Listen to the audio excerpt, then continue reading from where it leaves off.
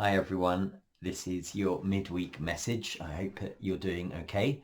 As part of my Bible reading this week, my study's been looking at the word peace out of the Beatitudes, where Jesus says, "Blessed are the peacemakers." And it's been exploring peace. And I didn't know this, but it said that Hebrew speakers, sometimes when they're greeting friends, when they say hi, when we say hi, they might say, Ma Shalomka if they're male, or Ma Shalomek if they're female. And it effectively means, how is your peace? Ma Shalomka, Ma Shalomek, how is your peace today? Now we know that peace, our understanding of peace, a biblical understanding of peace, is much weightier than an absence of conflict or feeling unsettled or a little bit anxious and not feeling very peaceful. It's much more weighty than that. It is about peace. Shalom is about wholeness or completeness or complete health and unity. And it is part of the gift that Jesus leaves us and that we carry with us through the Holy Spirit, is the peace of God, the shalom of God that is available to us as children of God. And we will remember in John chapter 14, where Jesus says, "My peace, my shalom," he says this to his disciples, "I leave with you. My peace I give to you," and we receive his peace. "I do not give," and he says this, "I do not give as the world gives."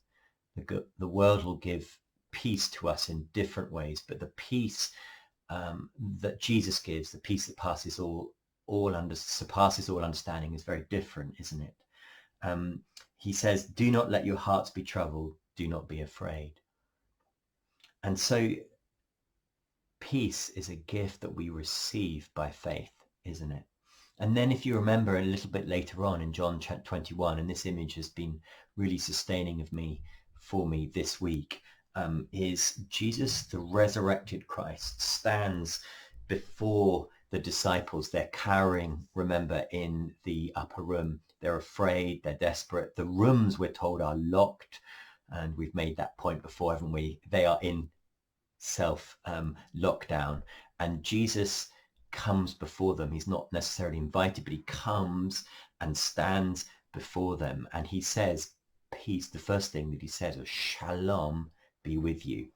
And then the writer John says, he says it another time just to really emphasize, "Shalom be with you." He speaks their peace. He represents peace. He comes in the resurrected form as peace to them, bringing peace. And that image for me has been really sustaining all this week, and a little bit last week as well, of Jesus standing before us. And I suppose what I'm trying to say is, peace for us, shalom for us, comes in the form of a person.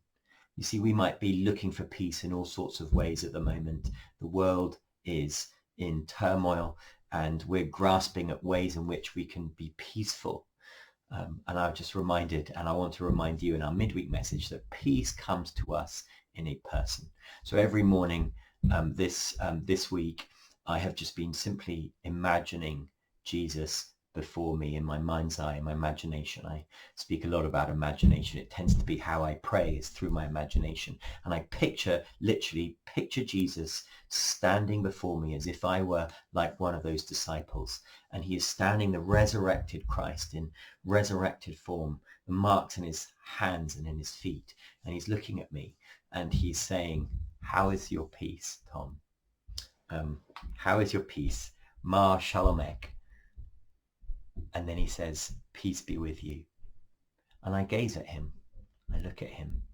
And in some way, in some form of strange osmosis, the peace that he is, that he comes to me as Jesus himself, as I gaze upon him, his peace sort of translates to me. It transmits to me.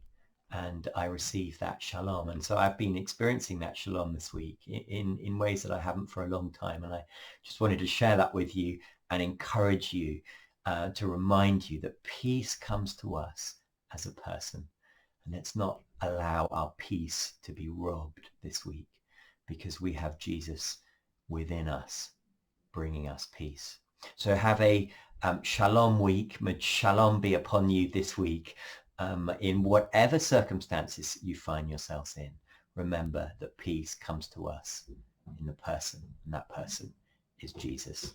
Have a great week, and go to our website and see all the things that we're up to and stay tracking in with us. Bless you. Bye.